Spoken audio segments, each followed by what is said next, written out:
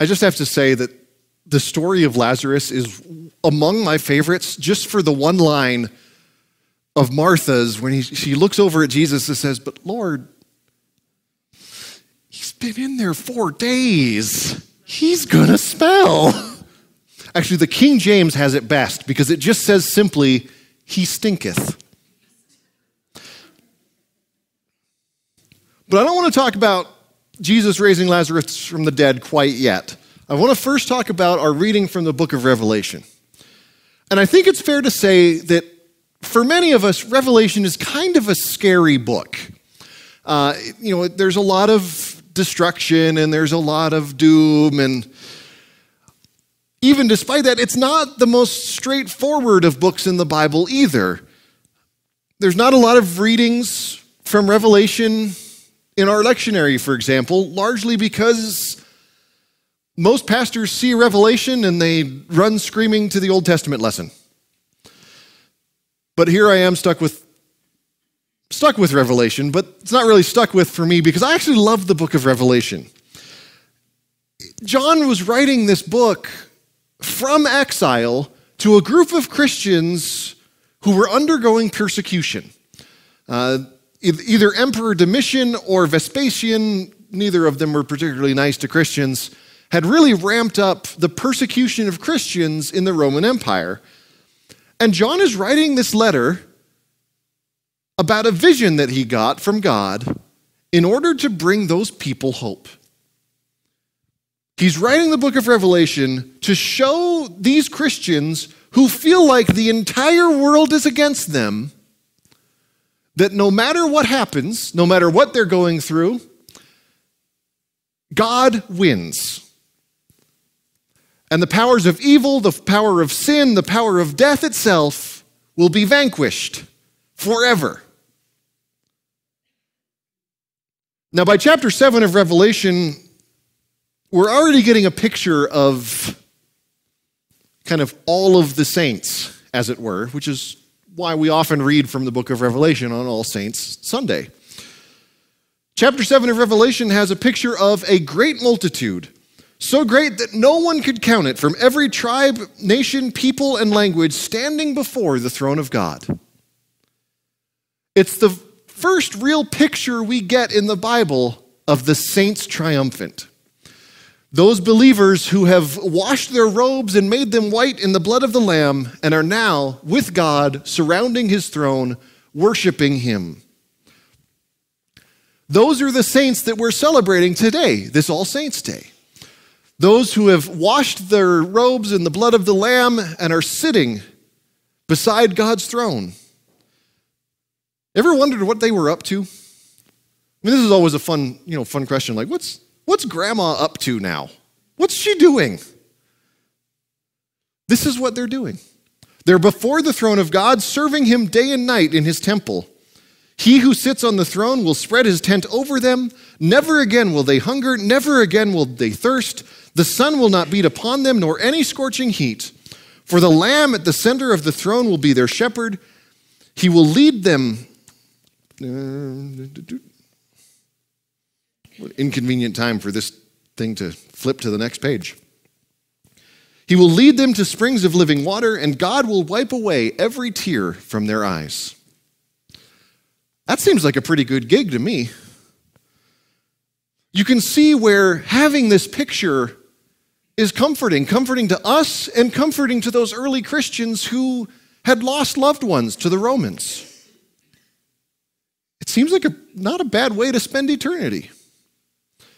And after a couple more chapters of, well, for lack of a better term, looking at the world a little bit sideways, I think that's one of the reasons why we don't always understand what's going on with Revelation, because it's looking at it from an angle that we're not quite used to. John describes a whole bunch of disasters. He describes oppression by both religious authorities and political authorities. And by chapter 18, though, after a whole bunch of things just not going right, in chapter 18, things start to change. The personification of those forces who oppose God, the whore of Babylon, falls.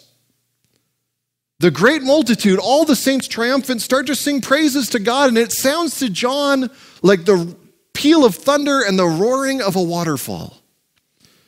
And then Jesus rides in on a white horse. Satan is thrown into a fiery pit. All the dead are judged according to what is written in the book of life. And then we have this picture in Revelation 21 of a new heaven and a new earth.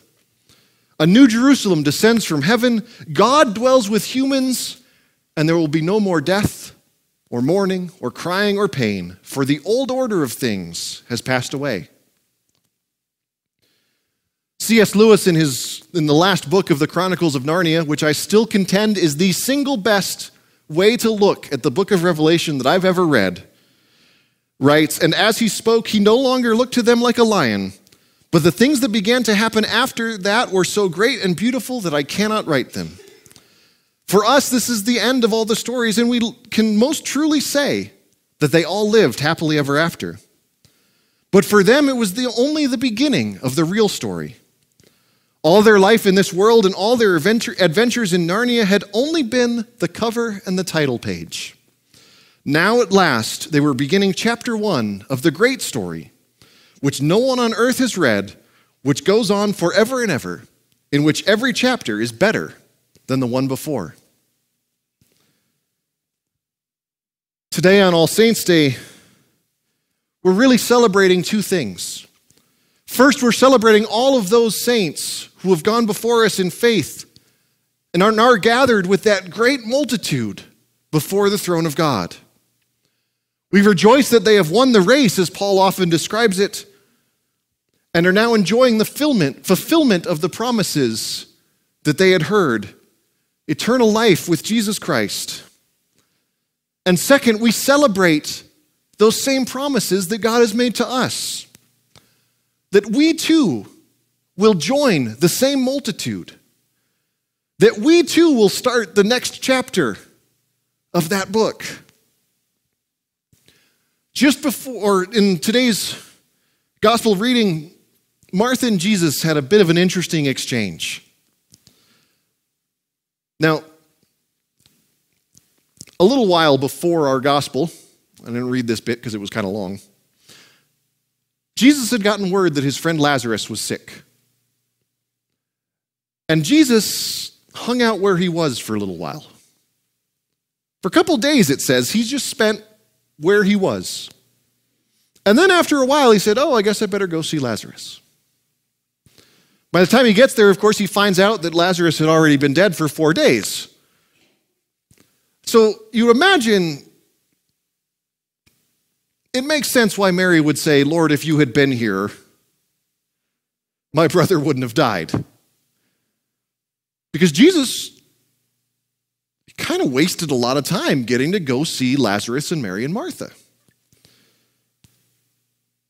So Jesus, when he says to Martha, "Your brother will rise again," Martha just thinks, "Oh, well, he's talking about that resurrection.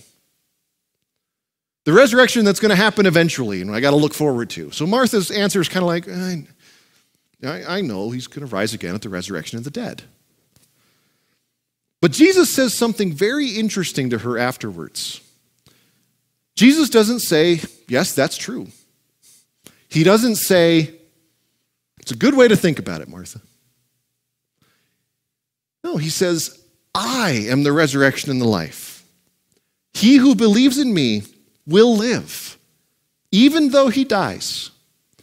Whoever lives and believes in me will never die." We're celebrating that promise today, as well as celebrating all those for whom that promise has been fulfilled. We rejoice that Jesus has promised all those who believe in him that death isn't dead. Death leads to new life. And we rejoice celebrating all of our loved ones who have gone before, celebrating the heroes of faith who have gone before.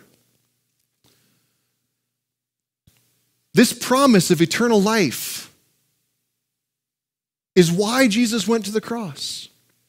This promise of eternal life is why he rose from the dead.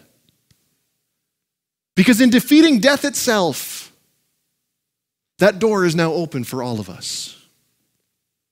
And so we celebrate today, this All Saints Sunday, celebrating the saints and the promise that eternal life is free for those who believe in Jesus Christ.